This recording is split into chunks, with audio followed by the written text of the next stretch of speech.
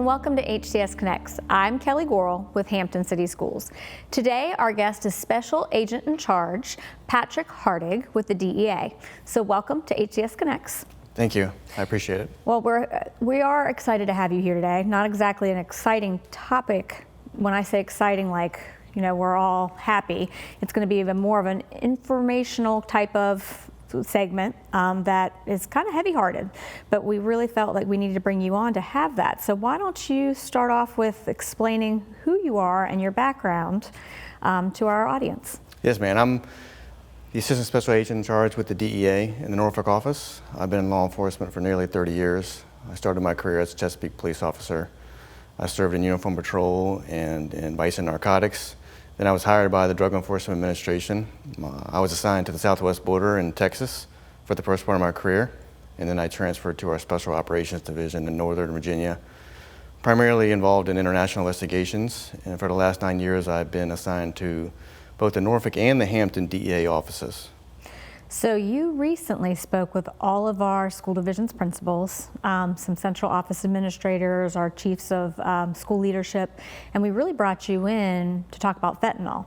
I know that you're going to be meeting with some of our high school, well, actually the majority right now are scheduled for our high school students, and getting you in to speak with all of them.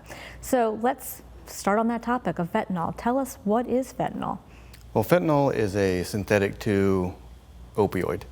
And what that means is there is a medical use for fentanyl. It's typically prescribed for severe pain or end-of-life care. But the fentanyl that we're going to talk about today, and the fentanyl that's creating this crisis, is all illicit fentanyl. It's the fentanyl being produced and distributed by the Mexican cartels and the drug distributors in the United States. Fentanyl is a synthetic drug. The precursor chemicals all come from China. There are 160,000 chemical producing companies in China capable of manufacturing the precursor chemicals necessary to produce fentanyl. Wow. All those chemicals are then smuggled into Mexico to clandestine laboratories controlled by 2 Mexican cartels, the Sinaloa cartel and the CJ&G cartel.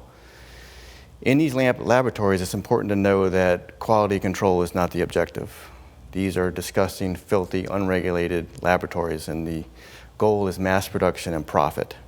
And that's why fentanyl is so dangerous in the United States, because there is no quality control in these laboratories. Once the fentanyl is produced, it's in 2 forms, a powder form, typically in a kilogram brick, which is about 2 pounds, and also in counterfeit pills. The fentanyl is smuggled into the United States across the southwest border and then transported throughout the United States for distribution.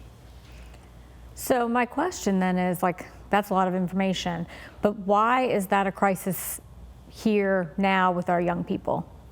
Primarily because fentanyl is so potent and so addictive. It is far more potent than morphine, and it's more addictive. And for students and young adults, the primary crisis is dealing with counterfeit pills. These Mexican cartels are very good at counterfeiting pills. They're skilled at counterfeiting pills. These pills look exactly like legitimate pills. If you have a pill and it didn't come from a doctor or dispensed from a pharmacy, you will not know the difference. DEA agents, we don't know the difference. Our DEA chemists don't even know the difference. It will look legitimate, but it will have a quantity of fentanyl in it that can kill you. And that's 2 milligrams. It's a tiny, minute amount. I was going to say, all that's necessary.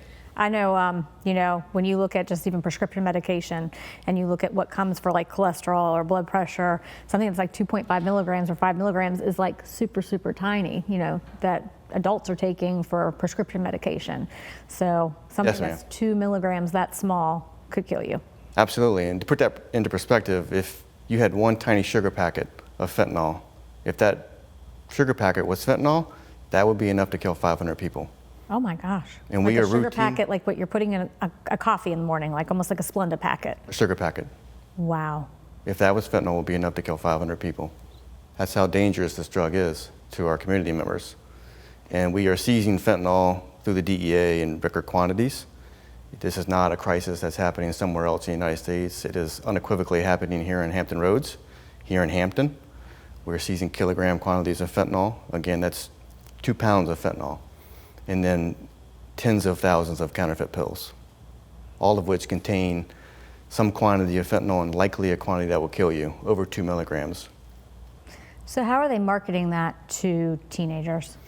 Typically how they market to teenagers is that they'll make it a different shape, they'll make it a different color, they'll make it look like a candy or a vitamin, or they'll make it multicolored or even tie-dyed. And what the younger generation needs to understand in students and juveniles and young adults is that there is no legitimate reason to produce a pill that looks like candy or looks like tie-dye or is multicolored.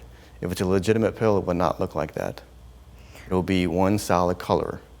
So another piece that we've seen is an increase in vapes. You know, young people vaping. Can fentanyl be put into a vape? We have had investigations that we know that fentanyl has been discovered in vapes, and we know that from our scientific testing. One thing I would tell you, unfortunately, is you will not know if your vape contains fentanyl or any other substances. The same applies for other drugs.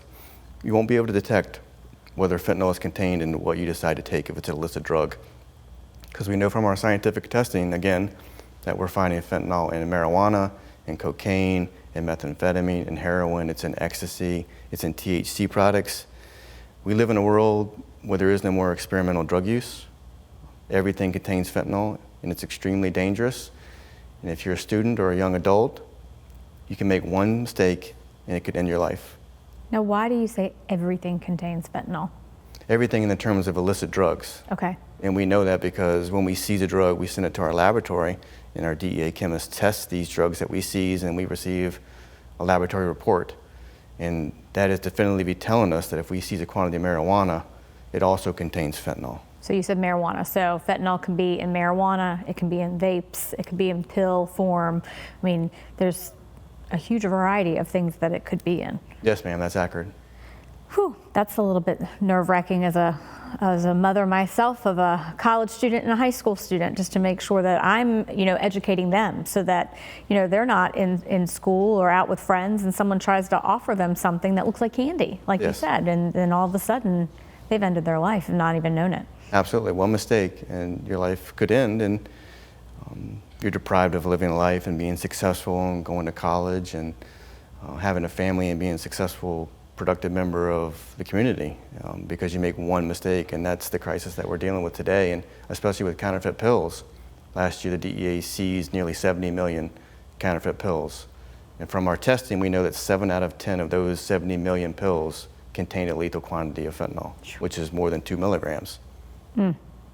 I had a question for you, but then I was just listening to that stat, and it was like, I'm like just hanging on every word that you're saying. So, I mean, talk about also, I know you work with a mother who lost her daughter to that horrible drug. So tell us a little bit about that. Well, our efforts here can't just involve enforcement from the perspective of the DEA. So we work in a task force environment, which means we work with all the local and state and our other law enforcement partners, including the Hampton Police Department. They're a valuable member of our task force in Hampton. But that's just the supply demand of the crisis. We have to figure out a way to address the demand side, which is through public awareness. So we have a fentanyl presentation or a One Pill Can Kill campaign, and we're making efforts to go to the high schools and the community and to faith-based organizations and provide this fentanyl presentation. And typically when we're in a high school environment, a mother will come with us and speak. Her name is Shannon Doyle. She lost her daughter, Michaela Cox, when she was 16 years old. She was a student at Virginia Beach High School. And she speaks about her experience of losing her daughter from a fentanyl poisoning. You said poisoning. So, I've heard overdose. What is it, overdose, poisoning, or what's the difference? Those terms are typically used interchangeably, but there is a difference. We describe an overdose as someone who dies because they knowingly took fentanyl. Okay. Now, poisoning is someone who's being tricked into taking fentanyl that results in their death. And that's typically what's happening with teenagers and young adults. They'll take a pill that they think is one thing, but it's not what they believe it is, and it's actually a fentanyl pill. And it's important to know that these Mexican cartels are not just counterfeiting painkillers. They're counterfeiting a wide variety of drugs, including Adderall and Xanax. And that's problematic for our community because it's creating a different pool of victims. It's not just the people you would think is suffering from a substance abuse disorder. These are women who are survivors of domestic abuse that believe they're taking a Xanax bar that they bought off the street, and that Xanax bar is actually a fentanyl pill, and it results in their deaths. So it's not just the painkillers. Wow. It doesn't discriminate. Fentanyl is killing everyone. So it's killing everyone. It doesn't discriminate. But the poisoning piece is really, you're talking about like, don't take something that you think is candy or a different pill because it could have, or probably does, have fentanyl in it. So how are our kids getting these items? Well, the Mexican cartels are controlling the vast majority illicit market. The fentanyl that's being distributed in the United States comes from the Sinaloa cartel or the CJ&G cartel, and then they have distribution networks throughout the United States, including here in Hampton. And once those drugs are smuggled into the United States, they're sold on the streets to our kids. That's kind of where I was getting at. I know that our kids aren't in contact with the Mexican cartel and getting that, but you know, where are young people getting this? So you're saying basically on the streets from what we call dealers, correct? Yes, ma'am. That's typically how these drug trafficking organizations operate, but that's not the only way. Social media also plays a part in this. Okay. So we know that these drug cartels are in chat rooms and social media platforms. They're monitoring these platforms and these conversations, and they're monitoring those conversations for certain types of phrases and words. So if they see in an online chat that someone maybe says that they're struggling that day, or they're depressed, or they feel anxious, they'll then direct message that person to offer them drugs, but really in reality they're offering them counterfeit pills that contain fentanyl. So that's a contributing factor as well. We also live in an environment with certain apps and connections to the dark web. You can go online and order what you believe to be an Adderall pill or a Xanax bar, but in reality, again, it won't be that. It will be a fentanyl pill. So if you had to give two like big takeaways for parents or even students, what would those two like really like punch it takeaways be?